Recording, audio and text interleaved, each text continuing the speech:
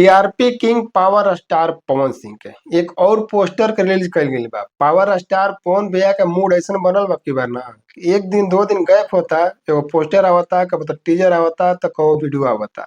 तो रोजा के बताएं कि पावर स्टार पवन सिंह के इस बार कौन सा वीडियो आवता, कौन सा पोस्टर के रिलीज कल गई बा। हमारे वीडियो को लास्ट तक जरूर देखते रहें जा। वीडियो के बारे में बताएं से पहले नमस्कार प्रणाम और स्वीकार करी हम धर्मेंद्र गुप्ता, तो वो सब देख रहा बानी मनमोजी एक्सप्रेस। सबसे पहले हम यही कहा कि पावर स्टार पवन सिंह और शिल्पी राज जी के आवाज में आ रहा बा जो ना एल्बम के नाम बा, आप लोग पोस्टर देख लीजिए, ओढ़ानिया एक गोरी। जी हाँ, डिम्पल सिंह में मॉडल बड़ी। अब डिम्पल सिंह मॉडल बड़ी तरह से पता हो कि गाना कैसन होखी, गाना कितना दमदार होखी और कितना लाजवाब होखी। तो गाना के म्यूजिक के बात कर ले तो म्यूजिक वही देले बड़े प्रियांशु सिंह और गाना लिखले बड़े आशुतोष तिवारी जी। तो इन दोनों का जोड़ी आप लोग को पता ही होगा, जो कि दोनों जोड़ी अपना इस गाने में अपना बहुत सारा टाइम दिए हैं। तो हम बतावल चाहता नहीं कि पावर स्टार पवन सिंह का इतना मूड ऐसे कैसे बनल भाई। एकदम गाना पर गाना आवता भैया, पोस्टर पर पोस्टर आवत रहता। एक मतलब कि एकदम थोड़ा सा ब्रेके नहीं के ओकर। यानी खेसारियो भैया गाना आवता, पवनो भैया गाना आवता। मतलब ये दोनों लोग लागत ना ये आपस में कंसल्ट कर ले बजा के हाँ एगो हम छोड़ब तो एगो तू छोड़ी हा, तब जाके लोग इतना प्यार अपना आशीर्वाद देते रहे। कुछ भी होके पावर स्टार पवन सिंह के गाना आवता ओढ़निया एक गोरी। तो डिम्पल सिंह मॉडल बाड़ी शिल्पी राज जी के साथ में पावर स्टार पवन सिंह के गाना आ रहा बा। गाना कब तक रोज सुने के मिली, कहाँ पे देखे के मिली, कब तक आई, रोज बता देता नहीं।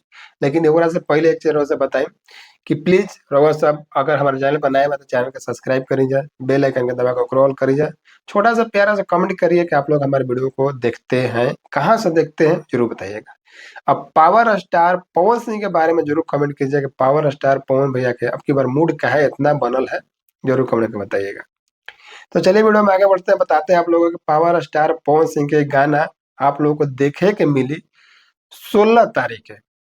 16 तारीख है 6:45 पर DRS म्यूजिक से आप लोग को देखे के सुनने के मिले। आप लोग पोस्टर भी देख लीजिए, यहाँ पर लगा देता नहीं, सब चीज एकरा पे लिखल गइल बा, बतावल गइल बा, रिलीज टाइम, कौन सा चैनल से आई, सब चीज एकरा पे लौकता रहो सबके।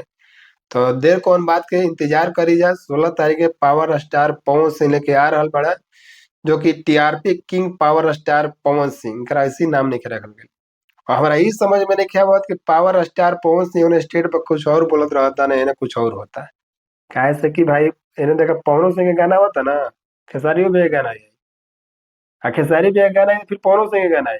मतलब दोनों जन आपस में मिली भगत बढ़े हैं, जो कि एक पे एक गाना देता है। पावर स्टार के यहाँ होता तो खेसारियों भैया क्या होता, खेसारी भैया का फिर कुछ दिन चल जाता तो फिर पावर स्टार के पोस्टर आ जाता। तो इसी मतलब कि पावर स्टार पवन सिंह के मतलब इतना फैन फॉलोइंग बन जाना, जितना ही बन जाए हमारे वीडियो का रोज सबके पास चल गई लोग। तो छोटा सा प्यारा सा कमेंट करके बताइए जाए कि रोज सब हमारे वीडियो देख रहा बने। वीडियो में कोई कमी लागत होगी तो कमेंट करके जरूर बताएं जाए कि वीडियो में कमी लागत है, होगा सुधारे का हम फुल कोशिश करब। तो ये तो इतना बतावे खातिर यार वीडियो में पावर स्टार पवन सिंह के 16 तारीख के 6:45 पे गाना आवता, जो ना गाना के नाम बा ओढ़निया ये गोरी। डिम्पल सिंह रा मॉडल बड़ी, तो दमदार होकी, मस्त होकी, बढ़िया होकी। तो देखत रह जा 16 तारीख के इंतजार करिए, तब तक के लिए जय हिंद, जय भोजपुरी समाज।